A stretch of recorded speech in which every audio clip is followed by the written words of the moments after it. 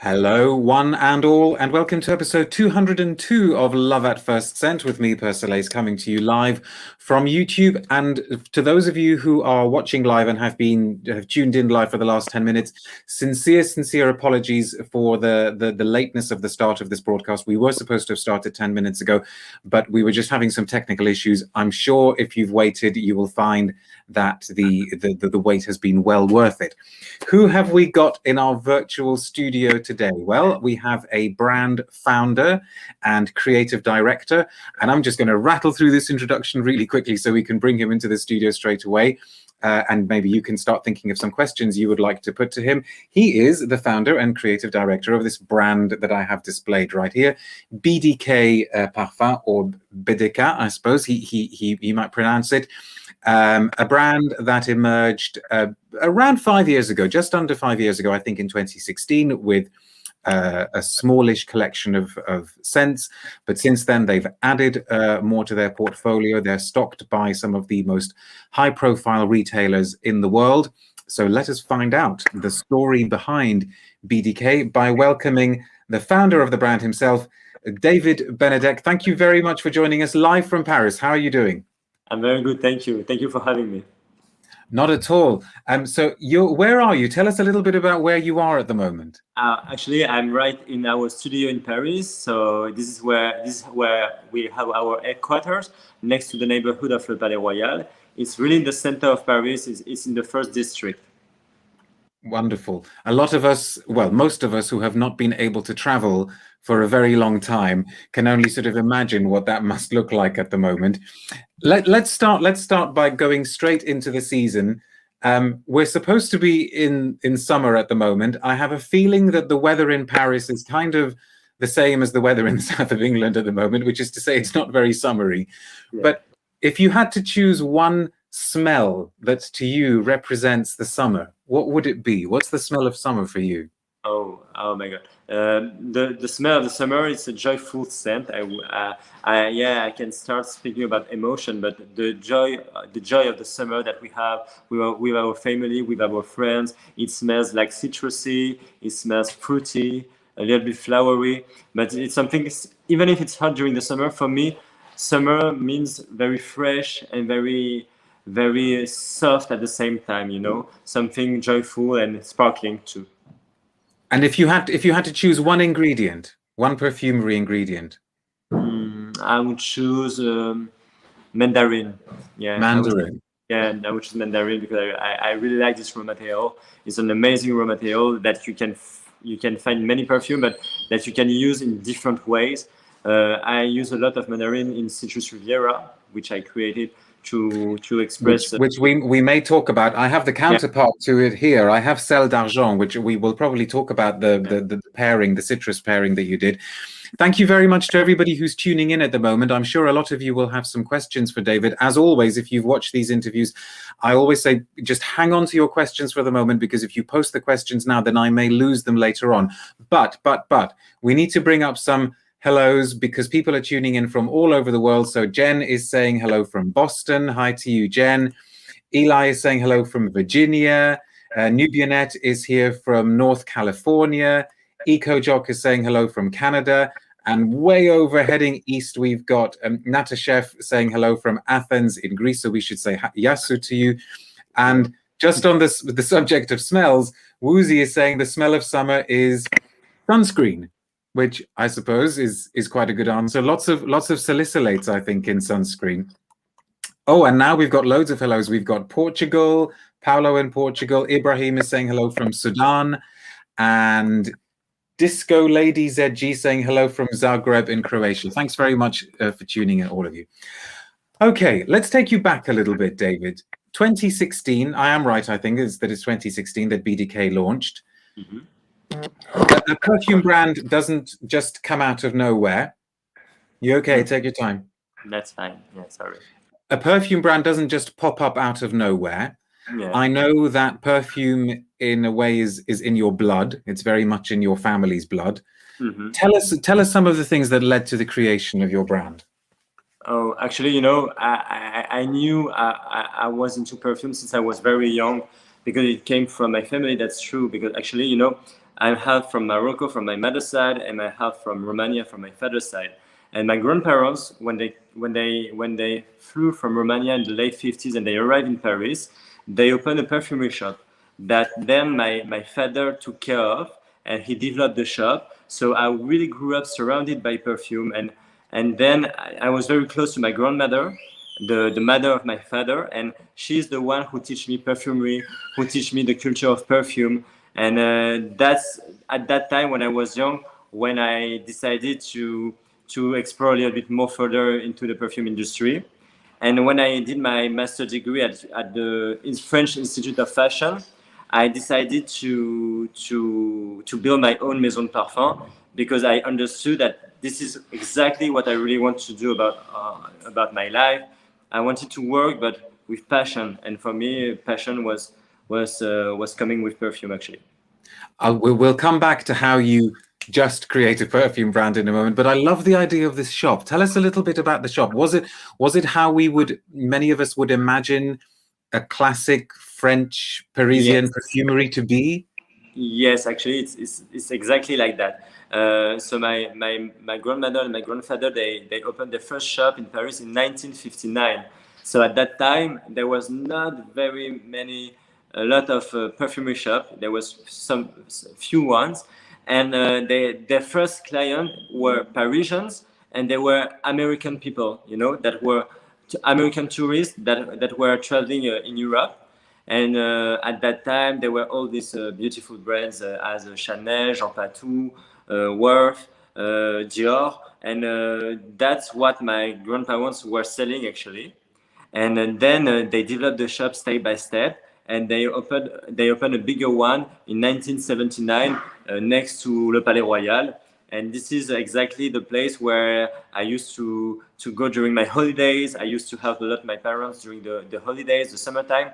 And this is where finally my taste for perfume was born, actually. Yeah. So all of the classics of perfumery that we know of from the sort of 50s onwards, they passed through your family's hands, all of them. So all of the huge Diors, all of the huge Chanels, all of the, I don't know, Rochas, all of those, they would have been in the DNA of that shop, wouldn't they? Exactly. That's exactly the case. Yes. But you were born in the 80s. So what perfumes were around when you started going to that shop and hanging out in that shop? Yeah, actually, I was born in 1989, so I'm 31. So let's say that when I used to go to the shop, I was still a child, but I was about like 11, 12, And at that time, the very famous perfume were always Chanel No. 5, but it was also like J'adore. It was like for men, we used to have a Le Mal from Jean-Paul Gaultier. That was a very big success, So I learned my classic during that time, finally.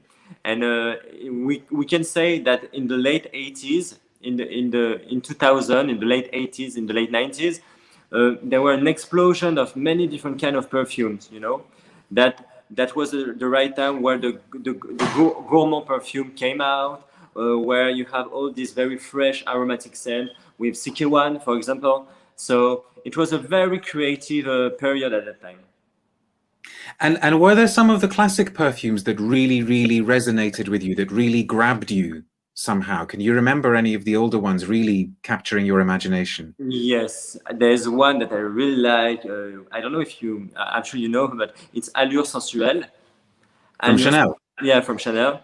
I love That's my favorite. That's my favorite of the allures. Really? So yeah, because I really like the deep notes. It's oriental. We shouldn't say oriental, but it's like very, very warm and very aromatic and flowery at the same time. But it's all about patchouli, and you still have this DNA of allure scent, but in a more warm way, I would say. So I really love this one, and this is the perfume of my mother.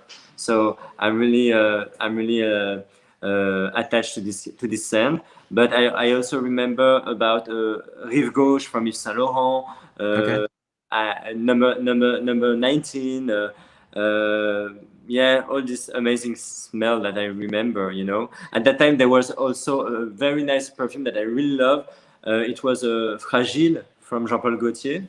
Yeah, discontinued now. Yes. you now, but I remember this fragrance that I really like too. Yeah. In a very, very striking bottle, the sort of the golden snow glow nice. bottle. Absolutely. Yeah. Yeah. Now, I imagine the shop is no longer with us. No. When did it, sorry? The shop still exists, actually. Wow. Okay. We still have the shop. It's still located in Le Palais Royal, and my parents and my sister take care of the shop, and I take care of the shop too. Yeah, actually. Yeah. So it's still operating as an independent perfumery? Yes, I think we are like the only, maybe one of the last independent perfumery in Paris now. You must be. Yeah. And so what's the name of the shop? We need to know the name of the shop. It's called Benelux. Benelux. Okay.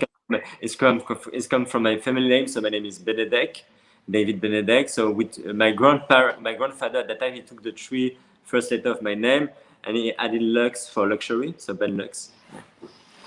That's fantastic. So anybody watching out there, the next time you get a chance to go to Paris, if you still want to find a completely independent perfumery, head to the Palais Royal. That's fantastic. So your studies after school, I think I'm right in saying, initially took you more in a kind of business direction, and actually you studied in quite interesting locations around the world, because you sort of went really far east and also quite far west. Yeah. But then when you went to the Institute of Fashion and you decided to pursue this passion for perfumery, how did you create the brand? You know, how does one wake up one day and say, yeah, I know, I'm just going to make a perfume brand? How does that work? Thank you for your question. That is really interesting. But actually, you know, when you feel something inside your heart deeply, you know, you really know that one day you will make it, you know. And this is exactly what happened for BDK Parfums. Actually, I used to be a student in economics and in a business school. I went to study abroad. I went to study in Beijing at the Beijing University, and then I did my final internship at Inter Parfums in New York. So I used to live in New York, and that was my first professional experience in the perfume industry. But then I did my master's degree at the French Institute of Fashion, where I really took the perfumery and class, you know, the perfumery option. And this is the place where I really learned about the raw material, how you make perfume, but technically, you know. I mean, I knew how you commercialize a product, but I didn't know how technically you do a perfume. So I trained myself with many perfumeurs. And after my master degree, I continued to train myself with a little institute in Paris called Cinquième Sens. And this is where I really learned the main raw material that we use in the perfumery. So I'm not a perfumer, but I know quite well, very well, the main raw material that we use in the perfumery. And I work really close creatively with the perfumer. Yeah. But all of the processes involved with creating a brand, especially nowadays when there are so many brands, it must be so difficult. I mean, did you have to go looking for investors? Did you have to go looking for backing? So, are you completely independent with the brand? Yes, I am. Yes, I am completely independent, and I feel very lucky about that, because BDK Parfum remains an independent house, which is not so common nowadays. Not at all, no. But I love the fact that we are independent, because creatively on the creative side, we are very free to do whatever we want, and we don't follow any trends. We really, I say we, but because now I have an amazing team with me that I really love, and they're all very dedicated to the brand. So we are very free to do what we feel, what we think is right, finally, you know. And this is something that is really important to me. But just to go back to my study, you know, when I used to be a student at the French Institute of Fashion, it was in 2012. And I saw that at that time, there were more and more niche brands coming out on the market, as Le Labo, as Byredo, you know, all these beautiful brands. And I understood at that time that the market was ready to welcome new brands in the perfume industry, because people wanted different vibes, different energy to buy perfume, you know. And this is so, go on. Yeah, this is what I told myself. I told myself, David, it's the right time to create your own maison de parfum. And this is how I decided to launch BDK Parfums. So, seeing as you used those words just now, what is your different vibe? What is your different energy? Yeah, thank you for asking. I think at BDK Parfum, I think we are really authentic and very Parisian. You know, there's not, and that I wanted to take care. I wanted to take into account the French know-how and the French heritage of the perfume history, but I wanted to take this heritage and to put it in a more contemporary energy. You know, I wanted a brand that was not conceptual. I didn't want to create a concept just to create a concept. With BDK Parfum, I really wanted to talk about what can be Parisian perfumery nowadays, you know? And so the vibes of BDK it's quite simple, but very qualitative. And we are Parisian, we are inspired by Paris, but also by many places in the rest of the world. You know, as I'm half from Morocco, half from Romania, from my parents' side, but I was born and raised in Paris. The brand has a lot of different influences too. So it's all this young, creative energy that represent BDK, I think. I think this is a perfect time. Thanks for that. I think this is a perfect time to smell this one actually, which is French Bouquet. Yeah. Because I would love to hear you talk about this. Because I'd be fascinated to learn a little bit more about the creative process. Now, I think for people who haven't smelt it, I hope you don't mind my saying, David, that in many ways this is a kind of retro perfume in the most beautiful way, because it's a really, really gorgeous, rich, aldehydic floral on a kind of ambery sandalwoody base. So we have this very, very obvious classical structure and very obvious classical feel to it. Mm-hmm. So what is it that makes it contemporary? How do you push that retro away from just being a pastiche? Yeah, very good question as always.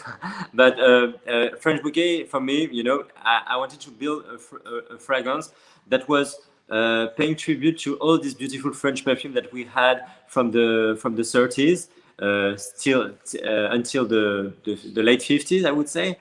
And I wanted to build a retro perfume, a vintage perfume, but that smells very chic and very Parisian.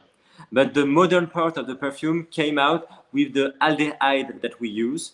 The aldehyde we use here is aldehyde C12. That is more modern, more contemporary, that we can find usually in the perfumery. I think when you smell French Bouquet, you have these sparkling metallic notes that is even more modern, that you can find in number 5 from Chanel, in Rive Gauche from Yves Saint Laurent.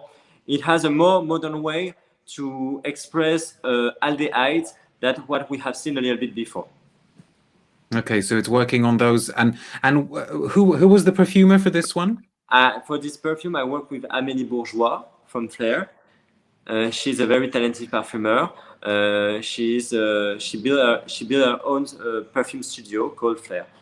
And so was that actually, I mean, maybe it was, maybe it wasn't, but was that one of the main challenges of French Bouquet to make it contemporary? Completely. Actually, when I went to see her with this project, I told her, okay, Amélie, I want to speak about what happened in the past, but on a floral way. That's why we call it French Bouquet, because it's a floral bouquet made of rose, of jasmine, of ylang. So very classic, but we wanted to modernize it with a specific aldehyde called aldehyde C12 that brings all the modernity in the perfume.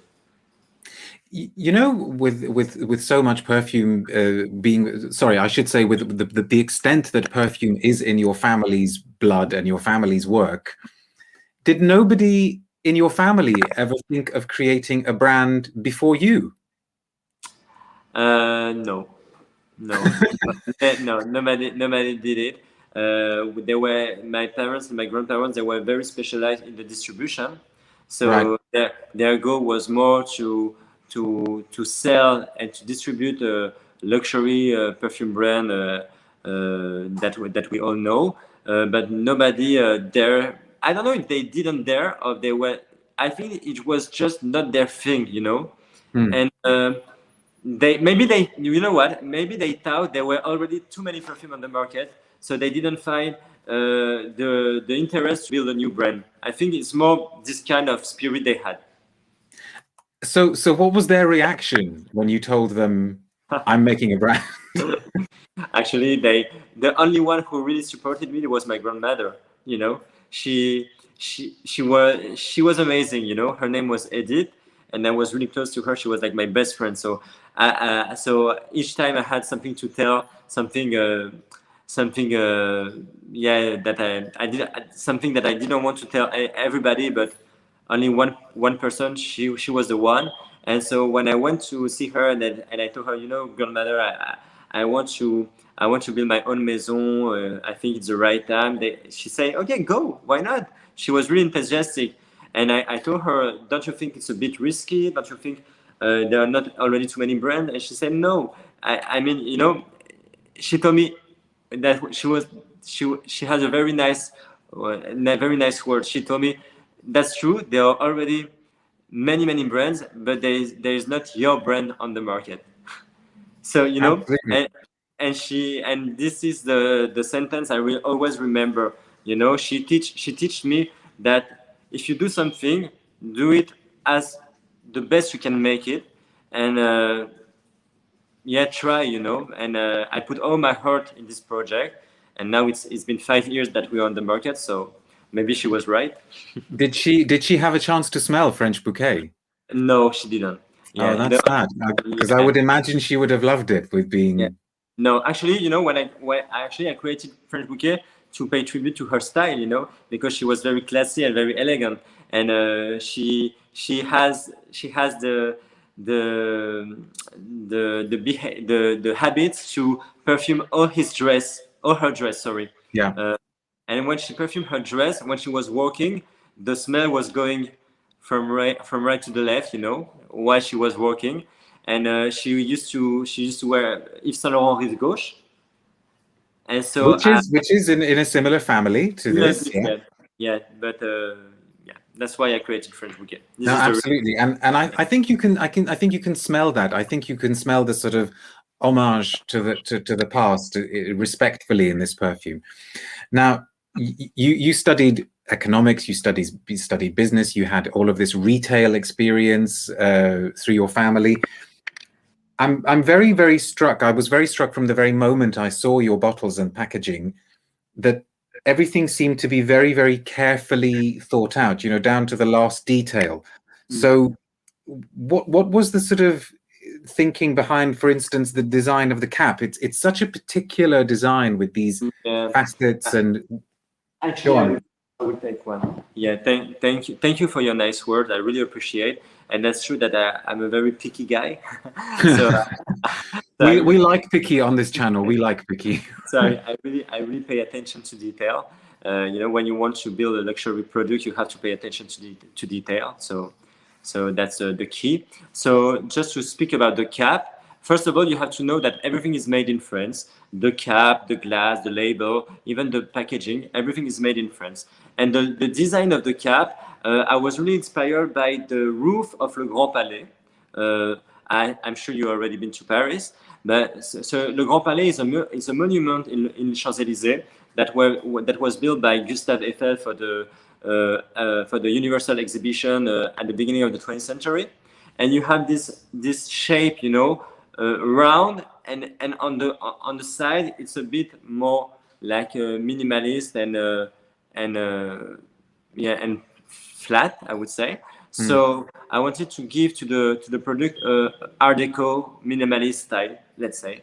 So that's why I was really inspired by the roof of the Grand Palais. And even if not speaking about the design, in terms of message, I really like what the Grand Palais represents. This is where you have many fashion shows, you have many art exhibitions. So it's a place where we are very free to show the art in general. So I thought it was a nice message to put in the brand. No, that's great. Now, one very interesting thing about your packaging, one of several interesting things, is that you know, I very much agree with what you're saying, that your brand is not a kind of conceptual brand. You just want to make good perfumes, right? Yeah. So that kind of makes us think of, in a way, of Frederick Malle, who kind of opened the way for a lot of these sorts of brands. But you didn't go down the route of putting the name of the perfumer on the packaging, but you have put the notes. Yes. Which is quite unusual. So what was the thinking behind that? I wanted to have a really, I wanted to be very transparent with the customer directly. You know, as you know, we say niche. Even if I don't really like the word niche, I would say we are confidential because we are very independent. Oh, we've just lost you there for a second, David. So I don't know. You're not independent enough to be free of the ravages of the internet. So Persolaise will just keep his fingers crossed and hope that you come back in a moment or so. Oh, we knew the gremlins would get us sooner or later. Right. While David is, I'm guessing that he's gonna be trying to sort out his internet. While he is doing that, I think what I would like to do is share a few sprays of a perfume that I'm pretty sure I first tried from the brand a little while ago, but then I sort of forgot about it and recently revisited it. And this one is called Gris Charnel. So I guess that means carnal gray or burnt gray, roasted gray. I can see from my little monitor here that David's disappeared from one screen, so hopefully he will soon reappear on another one. Unless, of course, he was deeply offended by the questioning and doesn't want to do the rest of the interview, I'm sure. Oh, Hashim now says, you can now rate his perfumes, no problem. Here we go. Right, I will just see if... Are you with us? I'm so sorry. Yeah. No, don't worry. I'm sure it's not your fault. Are you okay, though? Yes, sorry. No pressure on this channel. While you were away, I don't know if you were seeing what was going on, but I just sprayed Gris Charnel. Oh, you seem to be frozen again. Oh, no. No, and you're back? Yes. Can you hear me? Okay. Yes, I hear you. Yeah. Great. I just sprayed Gris Charnel, which I very much enjoyed revisiting just a few days ago, actually. Now, this is, I think, made by Mathilde Bijawi, right? I know she used to be at Man. I don't know if she still is. Still, yeah. Okay. This has got a really, really tremendous figgy, spicy opening, you know, lots of really interesting spice notes and almost like boozy, plummy notes. Tell us what the inspiration was behind this one. And why, you know, what's gray about it? What's gris? Yes. So the inspiration behind this perfume is the Parisian sensuality. You know, I wanted to build with Mathilde a perfume that will express perfectly how can be, and I wanted to build an elixir of sensuality, but not by the flower or by gourmand notes, but more by the woody notes. So for me, this perfume is the duality between the sandalwood and the vetiver bourbon from Madagascar. And when you smell it, you really feel this creamy side coming from the sandalwood and the smoky side coming from the vetiver. And this is what makes this perfume very well balanced and very addictive. On the top notes, when you smell it, you really feel this addiction given by the fig and the black tea. So you feel the fig, but you don't feel it as you can feel it usually, because it's more about the green side of the fig, you know. So I think this is what makes the perfume very, very, very singular, I would say. And I would say, you know, smelling it here, absolutely everything that you are saying is in there. But tell us a little bit more about the process, David. Do you, for example, for this one, for Gris Charnel, did you decide that you wanted to work with Mathilde Bijawi, or did you decide you wanted to work with Man, or how does that go about? Or do you put the project out to different houses? No. So this is cool because we have a very clear, transparent conversation, and so well, you know, when you are young and that you know, perfume, it's a bit like conservative. It used to be, now it's less, but before it used to be a very conservative industry, I would say. Mm-hmm. And when you are young and you are like 24, when you go in the big perfume house and you say, "Hello, I want to make perfume," people want to understand better what is your project.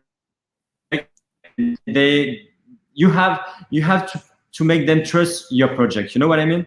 So I used to go to knock at the door at Givaudan, because Givaudan they were the one who teach me perfume class at the French Institute of Fashion. Okay. And I met a very nice man called Frédéric Walter. He used to be my professor, and he told me, "David, I really love your project. I'm sure you will make it well, but it's still a bit too early for me to communicate internally about BDK, about your project, to make the perfumer work on your project. So work a little bit more and come back to see us, Yeah. So I said, okay, I understood, because I think that in life nothing is you don't have anything for granted, and you have to prove also, your willingness to do such a project. So then I went to see Man, and Man, they had a very different vision of my speech, I would say, and they were really they were more ready to go in the project, So I met a very nice lady. Her name is Monique Ledunois, and she was the one who really presented the project of the brand to all the perfumer. And this is how the story began. The story really began with Man, actually, and with the perfumer from Man.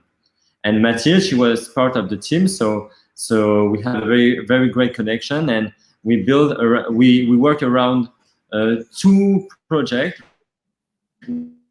Was one of the first 5 perfume I made, and the second one she made was Richardel. The connection just went for a moment, David. What was the name of the first one she made with you? It was Oud Abramad. Oh, the oud one. Yes. Okay. Yeah. So do you, the way that you work is, do you give a brief to the perfumer? So for example, for this one, did you say to Mathilde, "Give me French sensuality"? Is that what you said? Or it was a bit more than this. Yeah. So no, we work around sensuality, but we work also around raw materials, Right. And I really wanted to work for this perfume around sandalwood and vetiver. And so I told Mathilde that I really like what she proposed, because Richardel was something she used to work a little bit before, and then together we went more into the creative process, and we finalized the formula together. Okay. So I've got to ask you, David, did you never want to train as a perfumer? Did you not want to become a perfumer? I wish, but I need time, and when I was younger, I was really into, I love mathematics and I love economics, so I decided to go in this field with economy, and then my love for perfume took me back to my passion, and finally I decided to do entrepreneurship in the perfume industry. I think now it's a little bit too late to become a perfumer, because you need time, and now I'm really involved in the development of the brand. So I'll never be a perfumer, but I know very well all the raw materials, and I'm very pleased and grateful for the talent of the perfumer and the vision of the perfumer that I'm working with to create all this amazing smell that we have at BDK. But they must enjoy and they must appreciate working with somebody who knows the language and knows the raw materials quite well. I'm sure they do. Yes. What I like in with the perfumer, you know, the perfumer.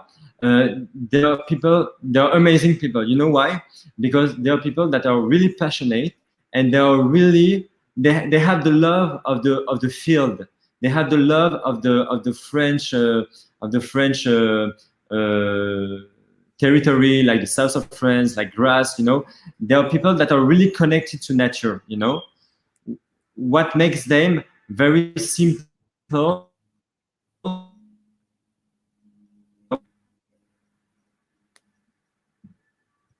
Go on. You were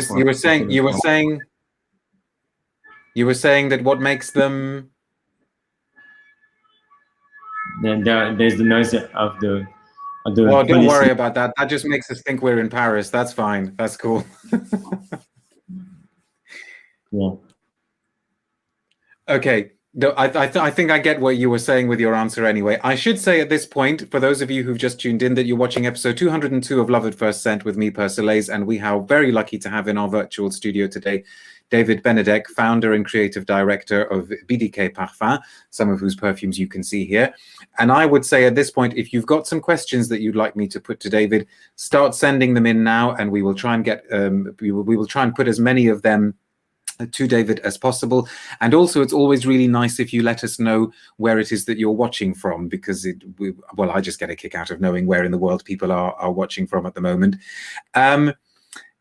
Tell us about this the blue range, okay? Because I thought it was interesting that last year you created these two new scents. So we've got Sel d'Argent, which is the one I've got here, and Citrus Riviera. Yes.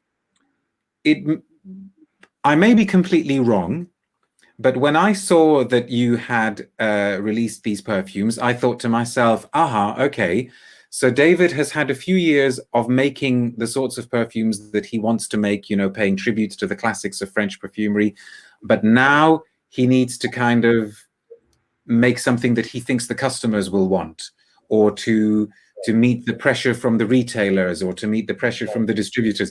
Go on. So you feel free to respond to that. Yeah, but thank you for your honest for this honest conversation. Yeah. No, what happened actually is that I was into. I wanted to speak about the joy of the summer. I wanted to speak about the funny time of the summer, and I wanted to speak about these old beautiful memories that I had with my friends and with my grandmother during the summer. You know. And to express the summer vibes, I wanted.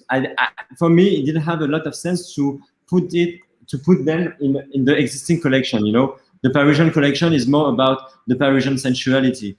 The Matière collection, la collection Matière, is more about one deep raw material that we use, and we try to give it different aspects.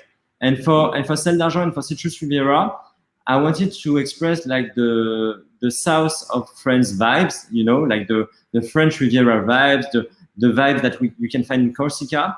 And for me, it didn't have a lot of meaning to put it in the existing collection. That's why I created La Collection Azur to express this beautiful smell of for Citrus Riviera, and for the salty notes of the sea for Sel d'Argent. But it was not something that I planned marketing speaking, you know what I mean? It was just something that I had in me because I think sometimes it's really nice to put on yourself some very comfortable, fruity, aspirate notes. Yeah. You said marketing, so I'm going to put this question to you from Paolo, because I'll be fascinated to know what the answer is. He's saying, please could David tell us how the BDK Marketing works, as it seems very similar to Initio and Parfum de Marly in the sense of a very high involvement of influencers. What's your response to that? Okay. Thanks for the question, Paolo, by the way. Yeah, Go on. Yeah, thank you for the question, Paolo. That's a good question. Actually, it's hard to speak about marketing because marketing would come do, as we are an independent house and we don't follow any trends. We don't follow we don't look so much what is happening on the market. Finally, we just work our own formula with the perfumer, and when we feel that the perfume has a reason to exist, we launch it, you know. But on the creative side, we don't have any marketing predominant strategy. You know what I mean? We just follow our heart. But in terms of influence, we never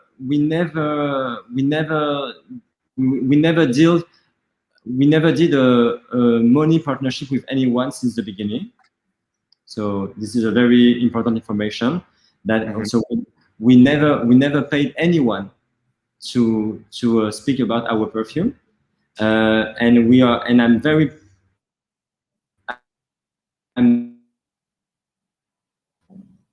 when people speak about BDK, either they like or they don't like the brand. They speak in a very free way, and they don't do it because they are paid. You know what I mean? They do it because they like the creation or they don't like the creation, but they speak with all their minds, you know.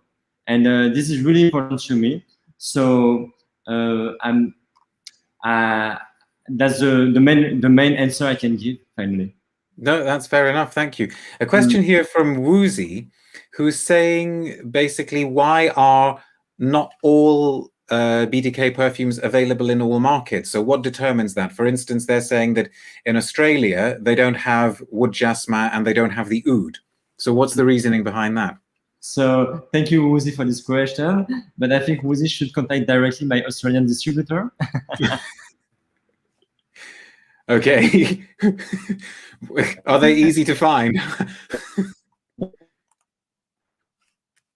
Because no, I mean, you see me? Yeah. Yes. So yeah. Go on.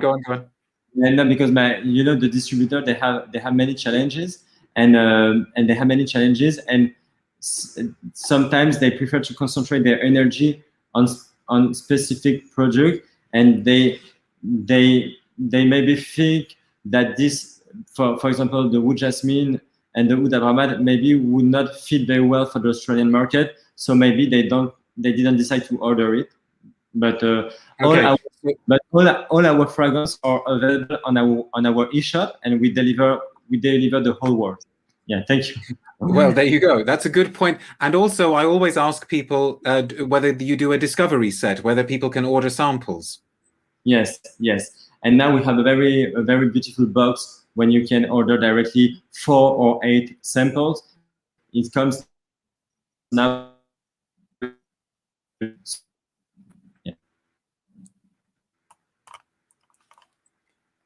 You disappeared there for a moment, but never mind. I think we got the main idea there, that we've got 2 different types of sample boxes. Now this is a hard question. But let's ask it anyway. This is from another David. What's your favorite BDK? Oh, thank you, David, for this question. No, I don't have any favorite. You know, honestly. I now we have 14 perfume, and I love them all, and I decided to create them all for a specific reason. You know, first of all, olfactory speaking, I think they are all interesting, and they have all a good reason to exist, and I even myself I like to wear many different kind of perfume from BDK.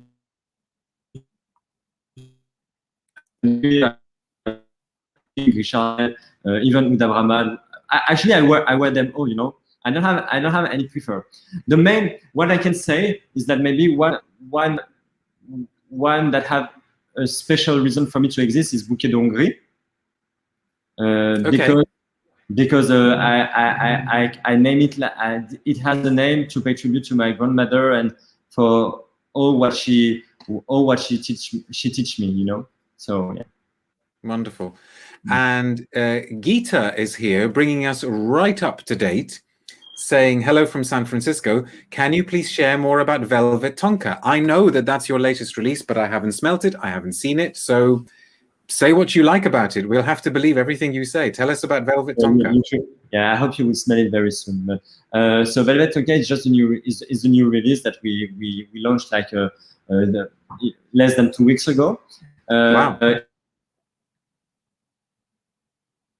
The main notes here is a tonka, but not only a tonka. When you smell it at the first sight, you really smell these almondish notes coming with the tonka. But I wanted to pay tribute to my Moroccan roots that time, you know, and the inspiration comes from an oriental pastry called corne de gazelle. So it's a pastry like that, made of glazed sugar, you know, and almond, and that was the main inspiration. And for this perfume, I work with a very talented perfumer.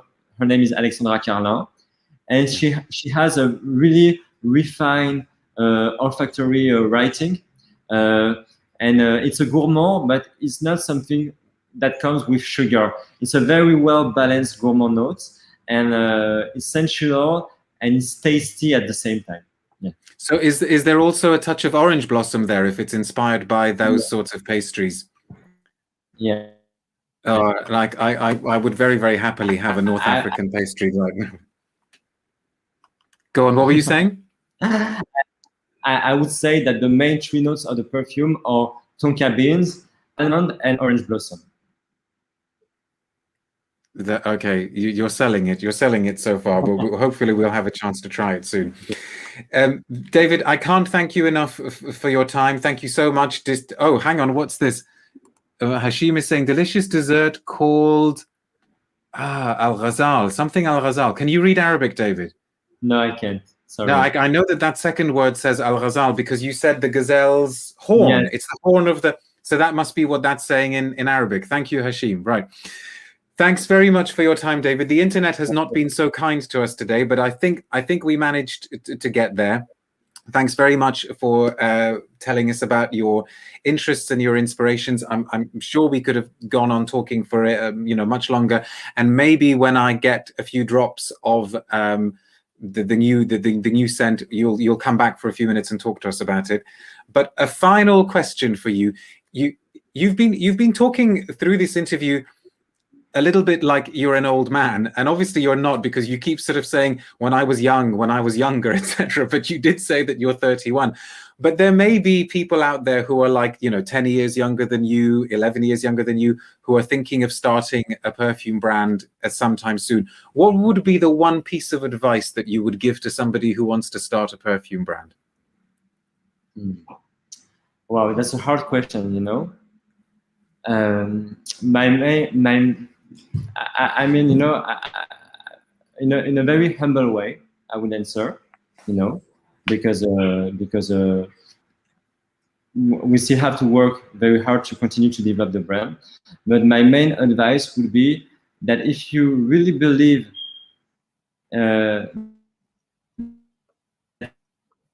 this, you have to make it, and you have to put all your energy, all your passion, all your heart in what you're doing.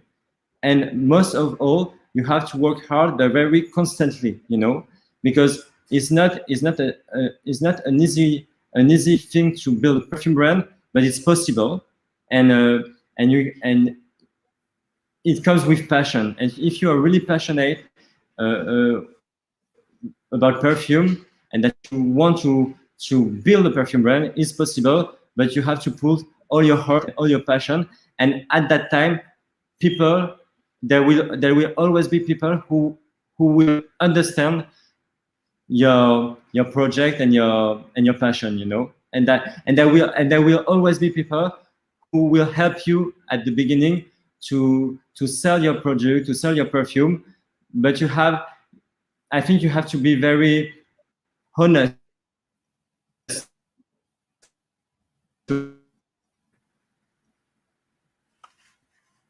No, great. So believe in yourself and work hard. Probably very, very good advice.